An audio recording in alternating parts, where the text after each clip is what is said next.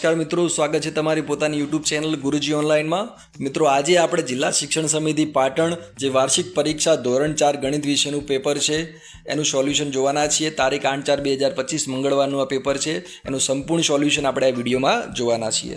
જો મિત્રો તમે ચેનલ પર નવા હોય તો અમારી ચેનલને જરૂર સબસ્ક્રાઈબ કરજો। અમારી ચેનલ ઉપર અમે એકમ કસોટી, સ્વાધ્યાય પોથી અને વાર્ષિક પરીક્ષાના પેપર અને અન્ય સ્પર્ધાત્મક પરીક્ષાના સોલ્યુશન અને એજ્યુકેશનને લગતા અને ટેકનોલોજીને લગતા વિડીયો અમે બનાવીએ છીએ કે જેથી જો તમે અમારી ચેનલને સબસ્ક્રાઈબ કરજો તો અમને વધારે મોટિવેશન મળશે આવા વિડીયો બનાવવા માટે।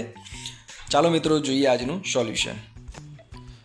પ્રથમ ખાલી જગ્યા, જો અડધો ડઝન કેળા બરાબર ખાલી જગ્યા કેળા બરાબર, તો અહીંયા મિત્રો સીધો જવાબ આપણને ખબર છે કે અડધો ડઝન એટલે 6 કેળા થાય। આપણે સમજીએ કઈ રીતે 6 કેળા આવે છે બરાબર। શકો 1 ડઝન એટલે 12 કેળા, તો અડધો ડઝન એટલે 12 અડધા 6 થાય, માત્ર અડધો ડઝન કેળા બરાબર 6 કેળા થાય બરાબર, એટલે જવાબ આવશે 6 કેળા।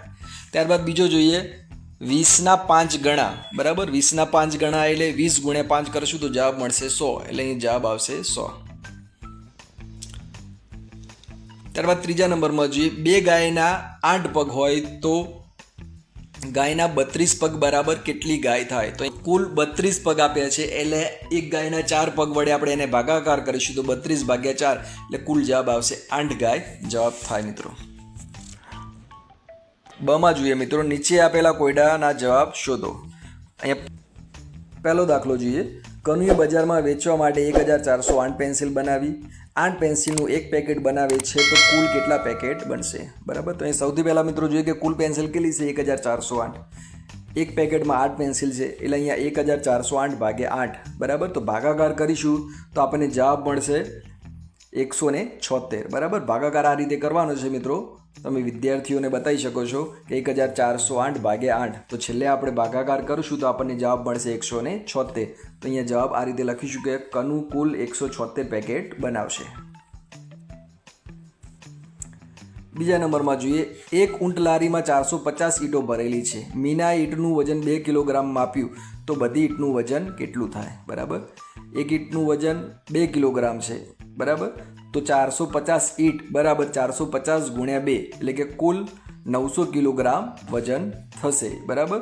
તો આ રીતે પણ આપણે ગુણાકાર કરીને વિદ્યાર્થીઓને સમજાવી શકીએ છીએ કે બરાબર કે એક ઈંટનું વજન 900 છે, આપણી જોડે આવી 450 છે તો 450 ગુણ્યા 2 બરાબર, તો જવાબ આવશે 900।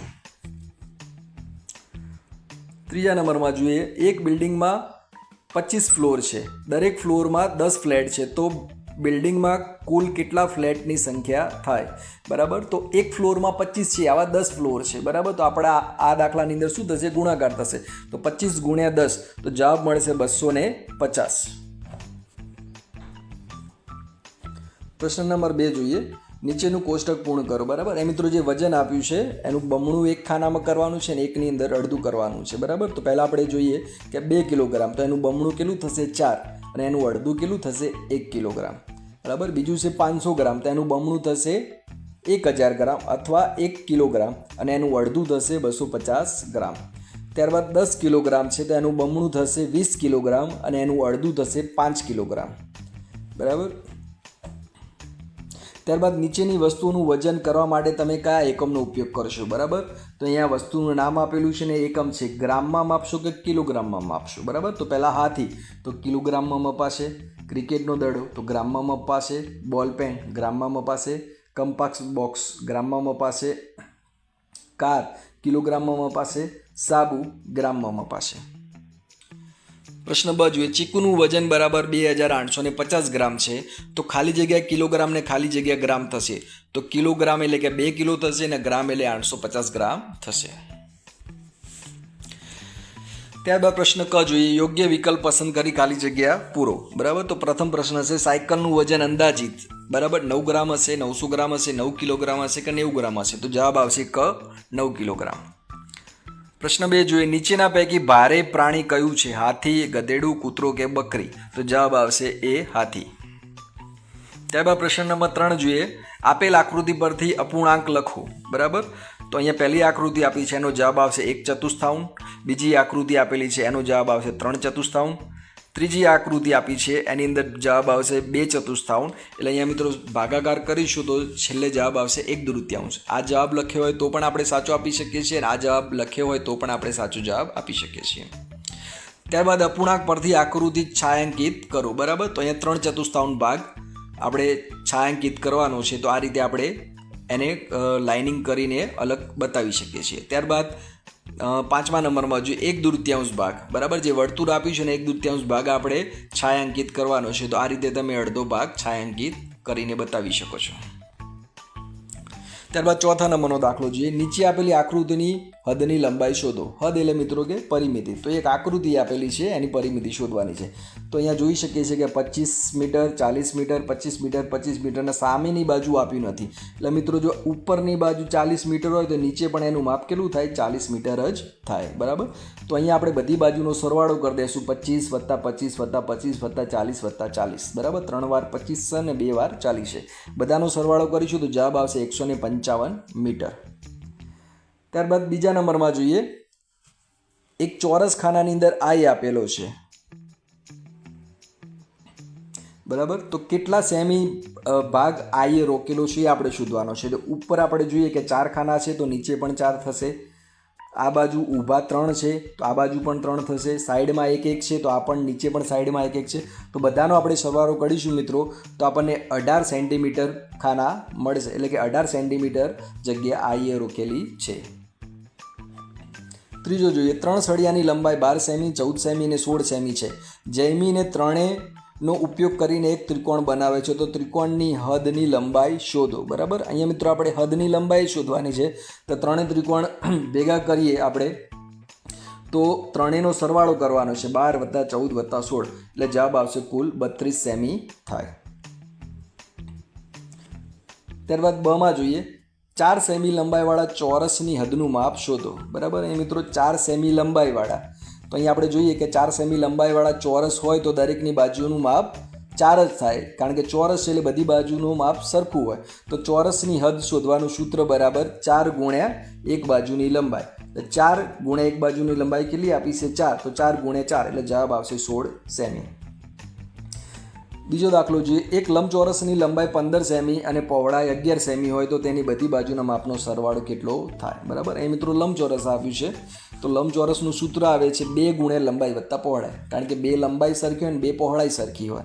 બરાબર, એટલે બધાનો સરવાળો કરીએ એટલે સૂત્ર આ રીતનું બને છે કે લંબાઈ અને પહોળાઈ જે હોય એને 2 વડે તમારે ગુણી દેવાનું છે. એટલે સૂત્ર આ છે 2 × લંબાઈ + પહોળાઈ. લંબાઈ 15 છે, પહોળાઈ 10 છે. તો સૂત્રની અંદર રકમ મૂકી દઈશું 2 × 15 + 11 એટલે 2 × 26 બરાબર જવાબ આવશે 52 સેમી. તો બધી બાજુના માપનો સરવાળો થશે 52 સેમી. ત્યારબાદ પરિકરની મદદથી 3 સેમી ત્રિજ્યાવાળું વર્તુળ દોડો. અહીંયા મિત્રો પરિકર લેવાનું છે અને ફૂટપટ્ટીની મદદથી 3 સેમીનું માપ માપવાનું છે અને ત્યારબાદ આપણે આ રીતે વર્તુળ દોડવાનું છે. બમાં જોઈએ. આપેલી આકૃતિને આધારે નીચેનામાંથી જવાબ આપો. બરાબર, એ આકૃતિ આપેલી છે મિત્રો વર્તુળની. તો પ્રથમ પ્રશ્ન છે બિંદુઓ શું છે? તો બિંદુઓ એક કેન્દ્ર છે. ત્યારબાદ રેખાખંડ AB શું છે? તો રેખાખંડ AB એ વ્યાસ છે. બરાબર, અને જો એ મિત્રો આપણે ત્રિજ્યા ગણવી હોય તો જે બિંદુથી વર્તુળ ઉપર જે પણ બિંદુ આપેલી છે એ તમામ એની ત્રિજ્યા થાય. ત્યારબાદ આકાર આધારિત પેટર્ન પૂર્ણ કરો. બરાબર, તો અહીંયા મિત્રો પહેલી પેટર્ન છે એમાં એક ત્રિકોણ છે, પછી બીજામાં 2 થાય છે, ત્રીજામાં 3 ત્રિકોણ થાય છે, તો છેલ્લી આકૃતિમાં 4 ત્રિકોણ થાય. એટલે પાછળના ભાગમાં એક ત્રિકોણ આપણે દોરવાનું છે. ત્યારબાદ બીજા નંબરની આકૃતિ છે એ ઘડિયાળની દિશામાં ફરે છે. બરાબર, પહેલાં આ બાજુ તીર છે, પછી નીચે આવે છે, પાછા ઘડિયાળની દિશામાં આગળ વધે છે. તો આ તીર છેલ્લે ક્યાં આવશે? ઉપર આવશે. આ જે લાલ તીર દોરેલું છે એનો સાચો જવાબ છે મિત્રો. બરાબર, તો તીરની સંખ્યા ઉપર આવશે ને નીચે ડોટ આવશે. તો આ એનો જવાબ છે. ત્યારબાદ પ્રશ્ન 7 જોઈએ. નીચે એક શાળાના બાળકોની મનપસંદ વાનગીનું કોષ્ટક આપેલું છે. તેના આધારે પ્રશ્નોના જવાબ આપો. વાનગીનું નામ, પસંદ કરતા બાળકોની સંખ્યા. તો લાડુ 100 છે, બરફી 50 છે, ગુલાબજાંબુ 50 છે. કુલ કેટલા બાળકો છે? તો બધાનો આપણે સરવાળો કરીશું તો મિત્રો આપણને જવાબ મળશે 200 બાળકો. બરાબર, 100 + 50 + 50. કઈ વાનગી બાળકોને સરખા પ્રમાણમાં પસંદ છે? તો અહીંયા આપણે જોઈ શકીએ કે ગુલાબજાંબુ અને બરફી બંને 50 50 આપેલા છે. તો અહીંયા લખીશું બરફી અને ગુલાબજાંબુ. ત્રીજા નંબરમાં જોઈએ કુલ બાળકોમાંથી લાડુ પસંદ કરતા બાળકોનું પ્રમાણ કેટલું છે. તો લાડુ પસંદ કરતા બાળકો 100 છે, કુલ બાળકો 200 છે, એટલે પ્રમાણ જોઈએ તો 100 ભાગ્યા 200 એટલે કે 1/3 જવાબ આવે. તો 3 રીતે આપણે જવાબ લખી શકીએ છીએ. 1/3 પણ લખાય અથવા 0.5 પણ લખાય અથવા 50% પણ લખાય. બરાબર, 3માંથી જે પણ જવાબ તમને યોગ્ય લાગે તમે લખી શકો છો. એટલે ટૂંકમાં અડધા બાળકો જે લાડુને પસંદ કરે છે. તેમાં પ્રશ્ન 2 જોઈએ. નીચે આપેલા વર્તુળ આલેખ પરથી પ્રશ્નોના જવાબ લખો. શાળાના દરેક વિદ્યાર્થીએ અલગ અલગ મંડપમાં ભાગ લીધો છે. શાળામાં 200 વિદ્યાર્થીઓ અભ્યાસ કરતા હોય તો નીચે આપેલા પ્રશ્નોના જવાબ લખો. એમ મિત્રો તમે વર્તુળ જોઈ શકો છો કે એક રમતગમત મંડપ છે, એની અંદર અડધા બાળકો છે, બગીચાની અંદર બીજા 25 છે અને ચિત્ર મંડળની અંદર બીજા 25 છે. તો શાળાના અડધા વિદ્યાર્થીઓ કયા મંડપમાં ભાગ લીધેલ છે? તો આકૃતિ પરથી આપણને ખબર પડી જાય કે રમતગમત મંડળ. બીજા નંબરમાં જોઈએ ચિત્ર મંડળમાં કેટલા બાળકોએ ભાગ લીધો છે. તો કુલ વિદ્યાર્થીઓ 200 છે. વર્તુળ 4 સમાન ભાગમાં વહેંચાયેલું છે એટલે કે દરેક ભાગમાં 200 ભાગ્યા 4 એટલે કે 50 વિદ્યાર્થીઓ આવે. તેથી ચિત્ર મંડળમાં 50 વિદ્યાર્થીઓ ભાગ લીધો છે એટલે કે 50 વિદ્યાર્થીઓ જવાબ આવશે. તો અહીંયા મિત્રો આપણો વિડીયો પૂરો થાય છે. આશા રાખીએ છીએ કે વિડીયો તમને ગમ્યો છે અને જો મિત્રો આવા જ તમને સોલ્યુશનના વિડીયો જોવા ગમતા હોય તો અમારી ચેનલને લાઇક કરજો, શેર કરજો અને સબસ્ક્રાઈબ કરજો, જેથી આવા વિડીયો તમને સમયસર જોવા મળી રહે.